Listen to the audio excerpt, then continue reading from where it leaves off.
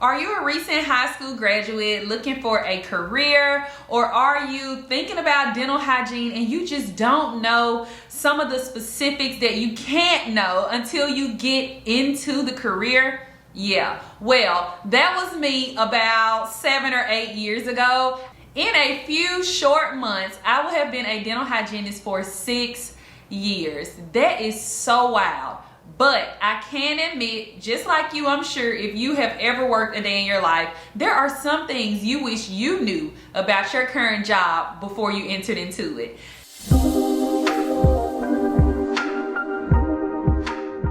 Welcome back to my channel. If you're new, I'm Kalesha and I am a registered dental hygienist.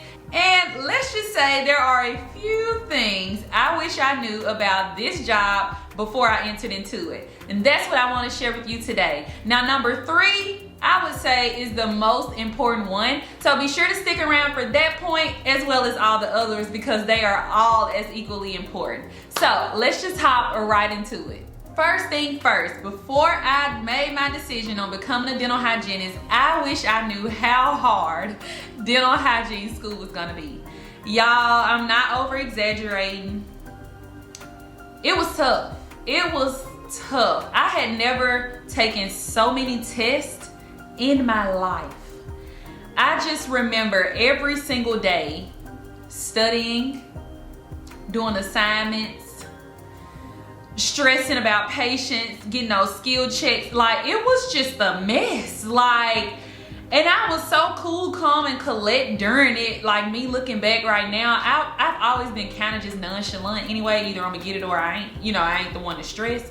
But like, I feel like I stressed and didn't know that it was stress. Like, because I was just like, what have I gotten myself into? But I'm in it, so I got to finish it, you know? So I think I was just really, that whole 2 years was just adrenaline. It was just like, pedal to the metal, like, let's get done with this. But that was a wild part of my life, but it was all worth it.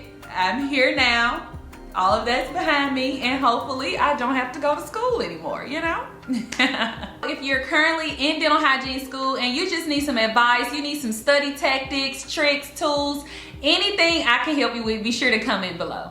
Second thing I wish I knew before becoming a dental hygienist is the scope of practice, or should I say lack thereof, especially here in Mississippi. Now, this may be different for you in different states. You all may be under general supervision, but we here in Mississippi, and I think in Georgia, are under direct supervision. So there's a lot of things that I cannot do as a dental hygienist, and I kind of feel like I should be able to. And most hygienists will say the same thing, but I think some hygienists and dentists are just, you know, neck and neck. Dentists are scared hygienists are never gonna need them here. So I don't really want to get into the specifics of that. A few things that I cannot do as a dental hygienist here in Mississippi is I cannot work without a dentist present. So if there's no dentist, I cannot work. Therefore, if I cannot work, I am making no money.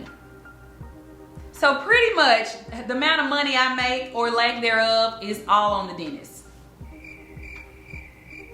Also, I cannot give local anesthesia. So depending on what the dentist has going on, I have to wait however many minutes just to have my patient numb for a deep cleaning.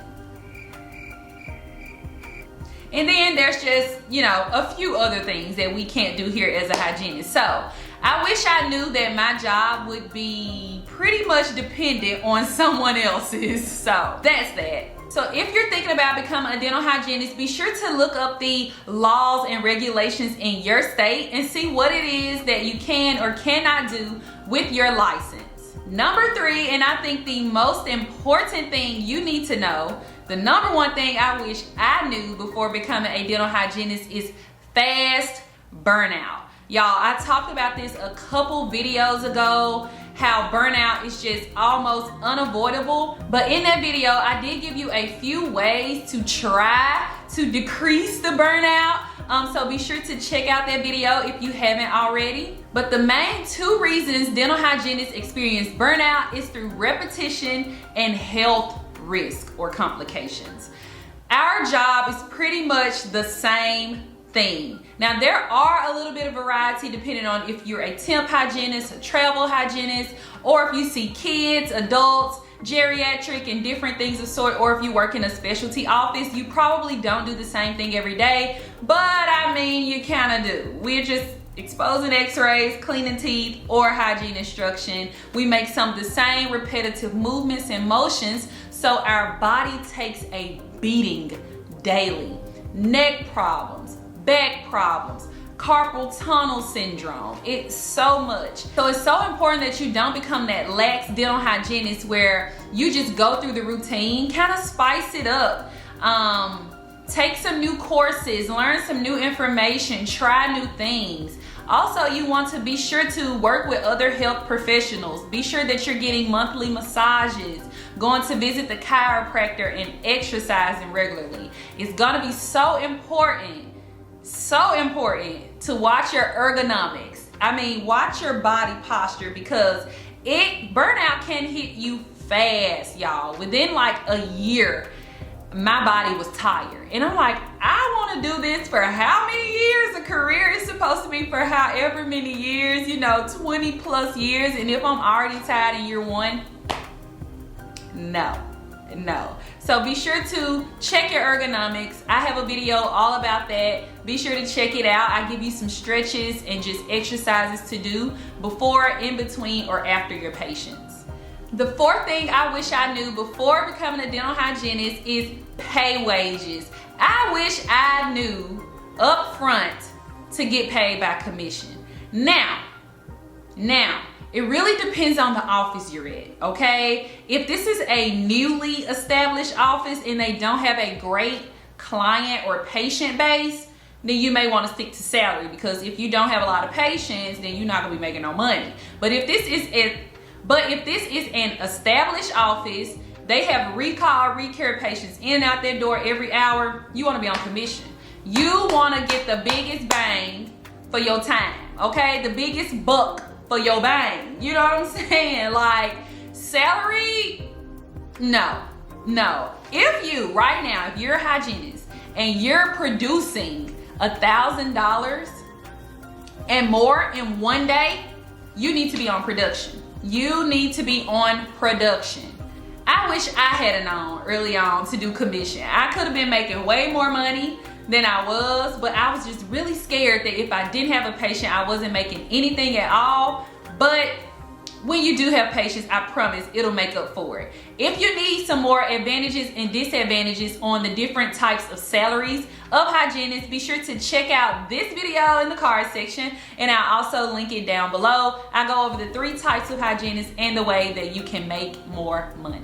So we're creeping up to the last thing I wish I had known before becoming a dental hygienist, and I want to end on a positive note. Now, of course, I can go on and on about this. There are a lot of things I wish I had known before becoming a dental hygienist, but I don't have all days to talk y'all head off. So for the last one, I want to keep it positive, and I just want to talk about patient impact and relationships. Y'all, some of my patients are some of my bestest friends. Like, I cannot wait to see them. Like, when they come in, we hugging, we like, girl, what you been up to? Or, man, what's going on? Like, I have some supporters. Like, I have some of my patients come in and be like, I love your most recent video. I've been watching your channel. I've been sharing your channel. Like, I mean, I even got some patients that do work on my house, do work on my car. Like, you just build so many relationships through the interactions with different people. I mean, different ages. You got kids, you got teenagers, adolescents, you got adult, geriatric. Like, I just get to meet and talk to so many people and make an impact in their lives, and they get to impact my life. And it's just a beautiful thing to be able to relate to so many people and provide services and care for people and just enlighten them about things that they didn't know pertaining to their oral health. And if they trust to share some personal information with me, being able to share my faith and my religion and just build rapport so that those patients ask for me time and time again. They're willing to follow me if I ever leave. Like, that just means so much to me, and I'm just so grateful to have chosen this career, no matter what the first points were about what I wish I had known. I would make the decision all over again. So friends, before we end today's video, of course, it's time for me to hear from you in the comment section.